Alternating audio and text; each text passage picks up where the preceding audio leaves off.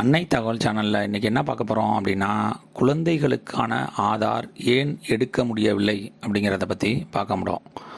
கடந்த ஜூலை 2024 முதல் குழந்தைகளுக்கான ஆதார் அட்டை எடுக்க முடியல அப்படின்னு நிறைய பேர் சொல்கிறாங்க. அது ஏன் எடுக்க முடியல அப்படிங்கிறத ஒன் பை ஒன்னாக பார்க்கலாம்.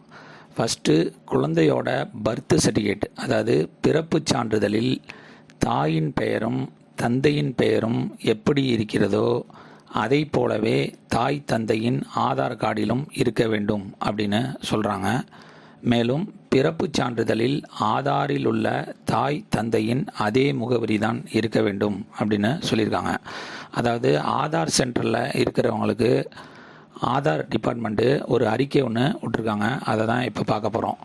டியர் சார் அல்லது மேடம், அனைத்து ஆப்ரேட்டர்களும் குழந்தைகளுக்கு ஆதார் புதிதாக பதிவு செய்யும் முன் சமர்ப்பிக்கும் ஆவணங்களில், அதாவது birth certificate and ஹெச்ஓஎஃப் Aadhaar. ஹெச்ஓஎஃப் Aadhaar அப்படிங்கிறதுக்கு பேர் என்ன அப்படின்னா, ஹெட் ஆஃப் த ஃபேமிலி அப்படின்னு சொல்லுவாங்க.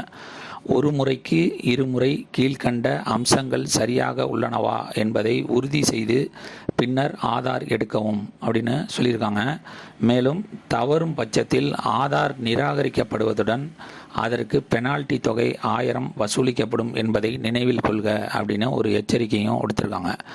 எப்படி இருக்கணும் அப்படிங்கிறத ஒன் பை ஒன்னாக சொல்லியிருக்காங்க. குடும்பத் தலைவரின் HOF head of the family பெயர் மற்றும் பெயரில் உள்ள இடைவெளியை சரிபார்க்கவும் அப்படின்னு சொல்லியிருக்காங்க. இன்சியல் மற்றும் இன்சியலின் முன்பின் இடம் சரிபார்க்கவும் அப்படின்னு சொல்லியிருக்காங்க. ஹெச்ஓஎஃப் ஆதார் முகவரி மற்றும் பிறப்புச் சான்றிதழ் முகவரி ஒன்று போல் இருப்பதை உறுதி செய்யவும் அப்படின்னு சொல்லியிருக்காங்க. ஹெச்ஓஎஃப் ஆதாரில் செல் எண் இணைக்கப்பட்டுள்ளதா என்பதை உறுதி செய்யவும். கடைசியாக ஹெச்ஓஎஃப் ஆதார் 10 ஆண்டுகளில் ஒரு முறையாவது ரெனியூவல் செய்யப்பட்டுள்ளதா என்பது போன்ற தகவல்களை சரிபார்க்கவும் அப்படின்னு சொல்லியிருக்காங்க. குறிப்புன்னு போட்டு கண்டிப்பாக ஆதார் பதிவு, திருத்தம் மற்றும் அப்டேட் செய்ய கியூஆர் கோடு உள்ள புகைப்படத்துடன் கூடிய புதிய டிஜிட்டல் சான்றிதழ்கள் மற்றும் ஏற்றுக்கொள்ளப்படும் அப்படின்னு சொல்லியிருக்காங்க. இங்கே பாக்ஸ் கட்டி ஆவணங்கள் சரிபார்க்கும் போது பிராக்கெட்டில் ஆதாரின் விதிகளுக்கு உட்பட்டு நிராகரிப்பது மற்றும் ஏற்றுக்கொள்வது ஆதார் ஆப்ரேட்டர்களின் தார்மீக உரிமை அப்படின்னு போட்டு கடைசியாக ஹைலைட்டாக வீண் விவாதங்கள் தர்க்கங்களை தவிர்ப்பீர்கள் அப்படின்னு சொல்லியிருக்காங்க. ஆதாரை பற்றிய மேலும் உங்களுக்கு சந்தேகத்துக்கு 1947 அப்படிங்கிற எண்ணை தொடர்பு கொள்ளுங்க அப்படின்னு சொல்லியிருக்காங்க.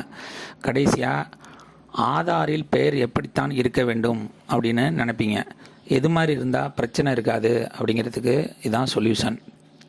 குழந்தைக்கு ஆதார் எடுக்க போகிறப்ப அவங்களுடைய தாய் தந்தை படிச்சிருந்தாங்க அப்படின்னா அவங்களுடைய டிசி அல்லது மதிப்பெண் பட்டியலில் பெயர் எப்படி உள்ளதோ அதை போலவே குழந்தையின் பிறப்புச் சான்றிதழும் இருப்பது நல்லது. அப்போ தான் குழந்தைக்கு லைஃப் லாங்கு எந்த ஒரு பிரச்சனையும் இல்லாமல் இருக்கும். அதே மாதிரி எப்படி வைக்கலாம், தயவு செய்து புள்ளி வைத்து பிறப்புச் சான்றிதழ் வாங்க வேண்டாம் அப்படின்னும் சொல்லியிருக்காங்க. கடைசியாக எப்படி தான் குழந்தைக்கு பேர் வைக்கணும், எப்படி வச்சா தான் பிரச்சனை இருக்காது அப்படின்னா, ஃபார் எக்ஸாம்பிளுக்கு ஒன்று கொடுத்துருக்கேன். பிறப்புச் சான்றிதழில் உள்ளது மாற்ற வேண்டியது அப்படின்னு எக்ஸாம்பிள் ஒரு ஸ்டூடெண்ட்டோடது கொடுத்துருக்கேன். அந்த ஸ்டூடெண்ட் பேர் தேஜஸ்வினி அப்படின்ட்டு தமிழ்லையும் இங்கிலீஷ்லையும் போட்டிருக்காங்க. அவங்க பேர் தேஜஸ்வினி அதாவது தேஜஸ்வினிங்கிற பேர் முடிகிறப்பையும் புல் ஸ்டாப் கிடையாது, க்கு பக்கத்துலேயும் புல் ஸ்டாப் இல்லாமல் வைக்கிறது நல்லது. அதே மாதிரி அவங்க அப்பா பேர் ராஜா அப்படின்னு இருக்கு அப்படின்னா அவங்க ராஜா அப்படின்னு மாற்றுறது நல்லது.